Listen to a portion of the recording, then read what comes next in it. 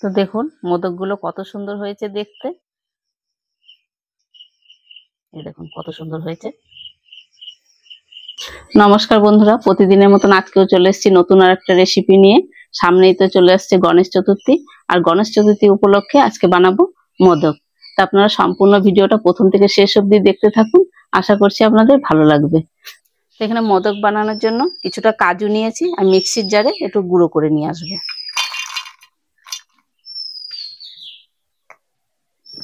তো এই দেখুন আমি কাজু বাদামটা একদম গুঁড়ো করে নিয়ে এসেছি, আর কিরম গুঁড়ো করেছি সেটা আপনাদের দেখাবো। এই দেখুন একদম মিহি এটা পাউডারের মতন করে নিতে হবে। তো এবার আমি উনুনটা ধরিয়ে নিয়েছি, এবার একটা প্যান বসিয়ে দিচ্ছি।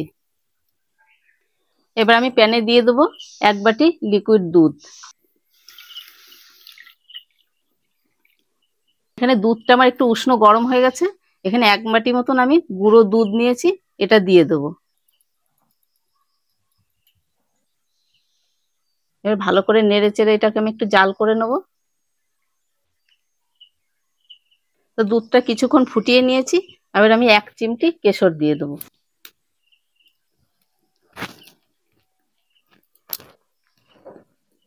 তো আমি এবারে দুধের মধ্যে 1 চামচ ঘি দিয়ে দেবো।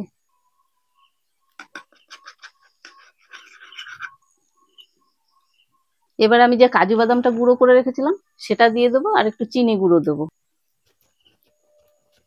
চিনিটা আমি পুরোটা দিচ্ছি না, আমি হাফ দেব।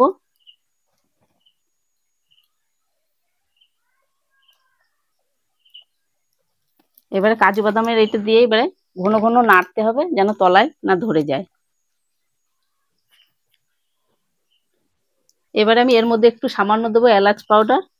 এখানে এলাচ আমি গুঁড়ো করে রেখেছি, 1 চিমটি মতো দিয়ে দেবো। এবারে এটাকে অনবরত নেড়ে নেড়ে একটা শুকনো ডো তৈরি করে নেব।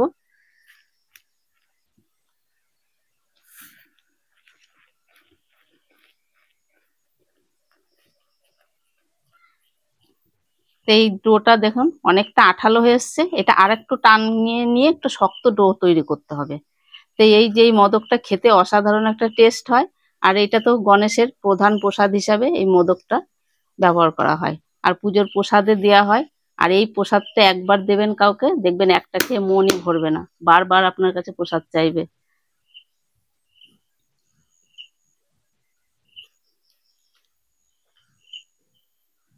তো এখানে আমি দুধের মধ্যে 1 চামচ ঘি দিয়েছিলাম, এখন আমি আর 1 চামচ ঘি দিয়ে দিচ্ছি।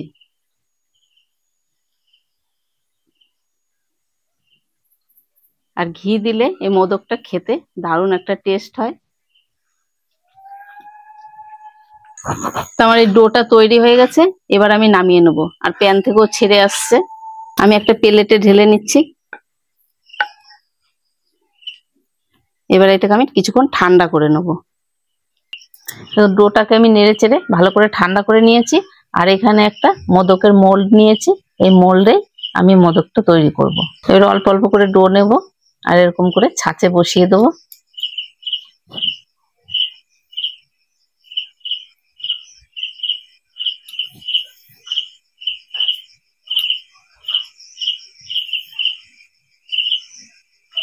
এবার এটাকে লাগিয়ে দেবো।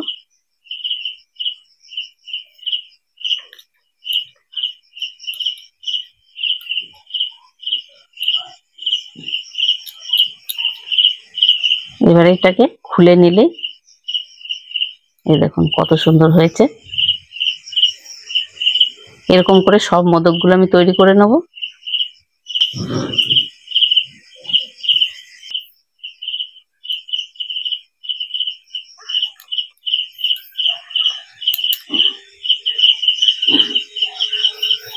একটু চেপে চেপে দিতে হবে, তাহলে ছাঁচটা সুন্দর একটা ডিজাইন তৈরি হবে।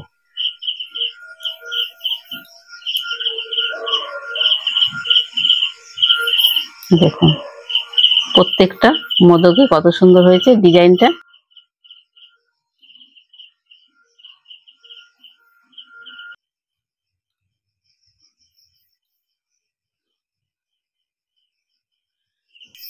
তো দেখুন অনেকগুলো মোদক হয়ে গেছে, আর এটাই আমার লাস্ট। এটাও বানিয়ে নিচ্ছি, আর দেখুন মোদকগুলো দেখতে কতটা সুন্দর হয়েছে।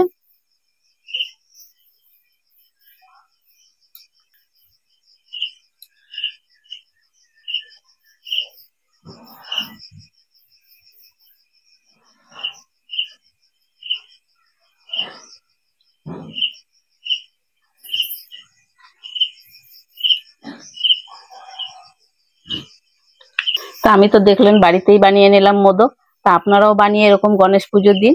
তা আমার এই মোদকের রেসিপি যদি আপনাদের ভালো লেগে থাকে অবশ্যই আমার চ্যানেলটাকে সাবস্ক্রাইব করবেন, আর লাইক কমেন্ট শেয়ার করবেন, আর ফেসবুক থেকে দেখলে পেজটাকে ফলো করে আমার পাশে থাকবেন। দেখা হচ্ছে আবার নতুন কোনো রেসিপিতে। ততক্ষণ আপনারা ভালো থাকবেন, সুস্থ থাকবেন। ধন্যবাদ।